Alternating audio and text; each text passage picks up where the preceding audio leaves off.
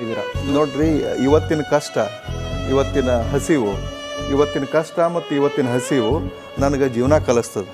ಇವತ್ತು ಕಷ್ಟ ಐತಿ, ಹಸಿವಿನಿಂದ ಬಳಲಾಕತ್ತೇನಿ ಅಂಥೇಳಿ ಅದಕ್ಕೆ ಬೇರೆ ಥರ ಅದನ್ನು ಭಾವಿಸಬಾರ್ದು. ಯುವಕರಿಗೆ ಹೇಳೋದಿಷ್ಟ, ಯಾರು ಭಾಳಷ್ಟು ಕಷ್ಟಪಡ್ತಾರೋ ಅವ್ರು ಮುಂದೆ ಬರ್ತಾರೆ, ಯಾರು ಕಷ್ಟಪಡೋದಿಲ್ಲ ಅವ್ರು ಮುಂದೆ ಬರೋದಿಲ್ಲ. ಈ ಶಾರ್ಟ್ ಟರ್ಮ್ ಮೆಥಡ್ ಒಟ್ಟು ಇರೋದಿಲ್ಲ. ಯಾವತ್ತೂ ರಾಜಮಾರ್ಗದೊಳಗೆ ಹೋಗ್ಬೇಕು.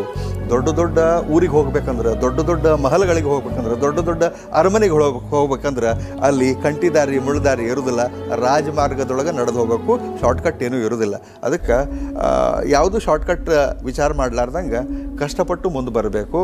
ಮತ್ತು ಯಾವುದೇ ನೆಗೆಟಿವ್ ಥಾಟ್ ಇಟ್ಕೋಬಾರ್ದು. ಇದಾಗೋದಿಲ್ಲ ಮಾಡೋದಿಲ್ಲ ಅನ್ನುವಂಥದ್ದು ಇಟ್ಕೋಬಾರ್ದು. ಮನುಷ್ಯ ಮನಸ್ಸು ಮಾಡಿದ್ರೆ ಒಂದಂದ್ರೆ 10 IAS ಮಾಡ್ಬೋದು. ಒಬ್ಬ ವ್ಯಕ್ತಿ ಹುಟ್ಟಿದ ಮೇಲೆ ದೇವರು ಹುಲ್ಲು ಮೇಯಿಸೋದಿಲ್ಲ ಅನ್ನುವಂಥದ್ದನ್ನು ನಂಬಿ ಬಂದವರು ನಾವು. ಅವನದೇನು ಕಷ್ಟ ರೀ, ಅದ್ರ 100 ಪಟ್ಟು ಕಷ್ಟವನ್ನು ನಾನು ಕಷ್ಟ